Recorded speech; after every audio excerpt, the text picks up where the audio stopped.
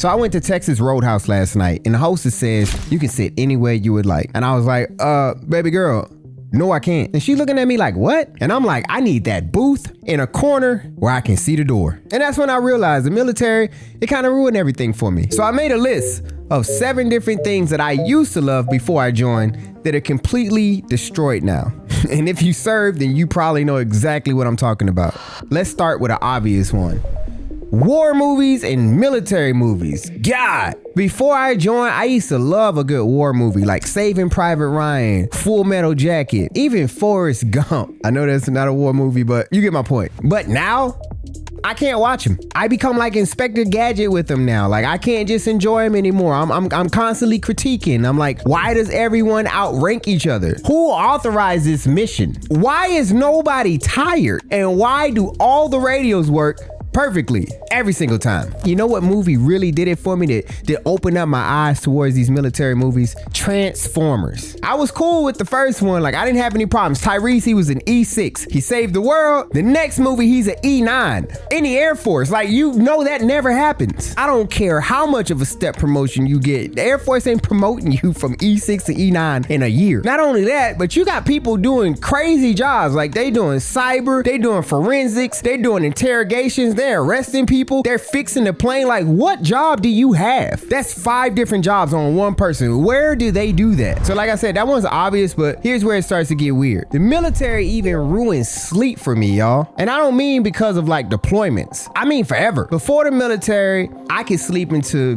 12, 1, 3 o'clock into the afternoon. I used to actually use sleep as a pastime. Like if I ain't had nothing to do, I'm gonna go to sleep. And then I go to basic training. I can't even sleep past 7:30 anymore, y'all. Like it's not because I don't want to. Like I want to, I just can't. I even know, like my body knows what time it is before I'm even awake. Like I have an internal alarm clock now. Like my body will wake me up. Whatever time it is that I don't want to wake up, my body's gonna wake me up. Now I just wake up and I just stare at the ceiling. The whole house is asleep, and then there's me at 5:30 in the morning. Okay, this next one, this is the one that makes me think maybe I'm a little crazy. Before I joined the military, if I went to a restaurant, I could sit anywhere. I did not care. But now, anytime I go into a restaurant, I feel like it's a little tactical operation a little bit. Y'all, I scan exits before I even take a look at a menu now. I refuse a bar stool. I'm not sitting there, booth or wall seat, or I'm uncomfortable. And here's the funniest part. When you go out to eat with other military members, they all want to be able to see the door. So everybody's fighting for the best seat inside of the damn restaurant. And the best seat is not the best seat. The best seat is the safest seat. And it's not like I'm scared. Like I'm not. I know there's no threat. I know it. But I just can't relax. I can't relax unless I can see everything. You see what I mean? Like I might be going crazy, and that's not even the weirdest thing. The weirdest thing is now I don't like bagpipes. I know that's weird, but let me explain. So I went on my first deployment in 2008, and while I was in Iraq, I was pretty stressed out there. Like I just wanted to come home. You don't know when you're gonna come back home. Like they keep giving you the runaround. When you finally get back home, you gotta go through all kind of hoops just to get back home. There's so many different security points, so many different people, boxes you gotta check just to get on the next plane. By the time you make it home, you just wanna get home. And when I got back home, they wanted to lay out the red carpet for us. So there was all these people just waiting for us. And I remember getting off the plane and I could just hear this sound. It was like this constant hum. And you can't just go home. Like you got to shake hands. You got to sit there and meet everybody. And the whole time I'm just hearing this hum. Like, what is that hum? What is that noise? And after about 15 minutes of hearing this hum, shaking all these hands, seeing all these different people, it's like it starts getting closer to me. And finally I see this group of people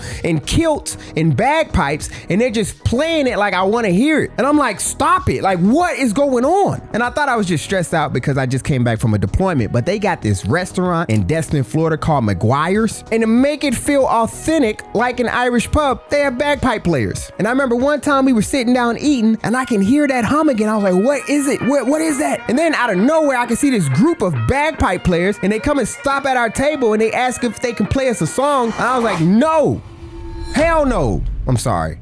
Really don't like bagpipes. And then the military messed up my love for seeing other military members out in public. Just like with the movies, before I joined the military, I used to see people in uniform and I'd be like, wow, like look at him, there he goes. Wow, cool. And ever since I joined, like I became hypercritical, kind of like the movies. Like I look at your uniform, I'm judging. I look at your ribbons, I look at your badges, see if they place right, see if you're wearing your hat right. I don't even want to. Like if I'm at a gas station and I see somebody pumping their gas and they don't pump their gas with their hat on, I judge them a little bit. If I see you checking your mail in the neighborhood and you walk to the mailbox without your hat on, I judge you a little bit. And I don't want to. I didn't used to do that. And I know I'm not the only one. Matter of fact, when I was out in Iowa as a recruiter, there's not really that many military members in Iowa. So it's weird if you see one. I remember I'm at a Casey's gas station. I'm in uniform, right? And I see this dude just eyeing me up and down. Every time I went down an aisle, he was kind of looking at me. I'm thinking he wants to join the military or something. But then it starts getting weird. Like he's got this look of disdain upon his face. I'm like, what's going on with buddy? So he approaches me. He was like, what branch you in? And I was like, Air Force? And he was like,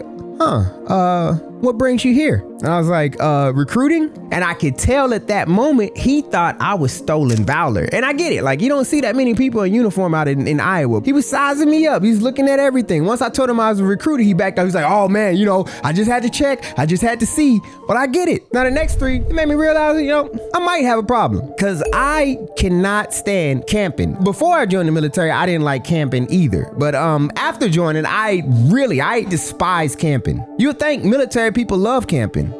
Nah. Camping is supposed to be peaceful. It's supposed to be a time of connection. You can go fishing. You're just outdoors. You're enjoying yourself. But being in the military, sleeping on the ground feels illegal at this point. I don't see peace anymore. I don't see outside amongst the nature anymore. I see no shade. I see no AC. I see no bathroom. I see no reason to be here. If I'm camping now, I better be getting paid for it. Like if you got me in a tent, there better be a reason. I better be on a deployment. One, I'm in the Air Force. We ain't in tents anyway. So if I'm in one, there better be some type of payment. I already did 20 years, y'all. Like I would probably never be in a tent again. And this next one, y'all, this one I feel bad about, but y'all can blame Iowa when I was a recruiter, man. I just really don't want to hear veteran stories anymore. As I'm sitting here telling y'all my stories, man, in Iowa, I used to get so many veterans that will come into my recruiting office and they just want to sit there and tell me about Vietnam. They want to tell me about the Korean War, and they want to tell me about how the military's soft now and it's not the same as it used to be when they were in it. I would hear it like the first time, the second time, and it would be cool. But then after a 3-hour conversation sitting there with one of these vets, I just really didn't want to hear it no more. But I'll never forget the funniest veteran story. Now, I did not want to leave this conversation. This dude had me dying. I don't even know if it was true, but he was saying that he was deployed in Africa and they didn't have like any support from anywhere. They had to go get everything themselves. They had to hunt. They had to get their own water. He said it's really hard to find water in Africa. So what they would do is they would lure these baboons to like a tree. They would find a hole in a tree and they would put a fruit in the tree, right? And the baboon's gonna smell this fruit and it's gonna go to that tree. It's gonna try to put his hand in that hole and pull that fruit out. But the hole is just small enough for them to put their hand in it, but it's not big enough for them to pull their hand out once they got the fruit. Once the baboon got his hand trapped, he said that they would tie him up to the tree with zebra hair, y'all. I'm not lying. He said they would braid this zebra hair up and they would tie this baboon to the tree and they would leave him out in the sun for like 3 days while he's just baking. After 3 days, they would go cut that zebra hair and the baboon would lead him to some secret water hole. Y'all, I will never forget that story. That was probably the best veteran story I was ever told. I don't know if it's true, like I said, but damn it, that shit was funny. And now the last thing that I just can't stand anymore is Dodge Chargers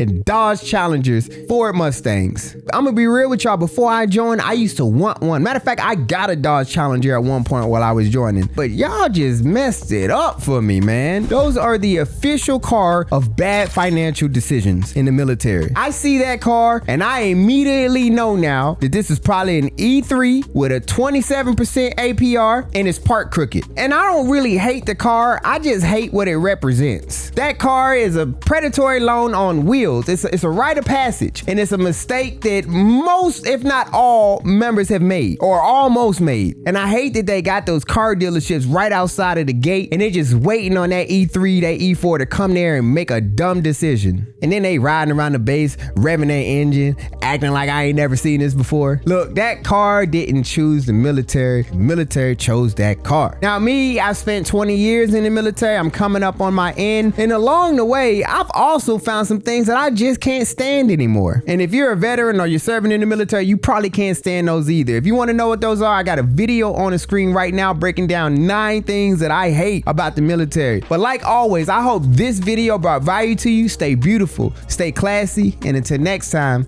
check me out.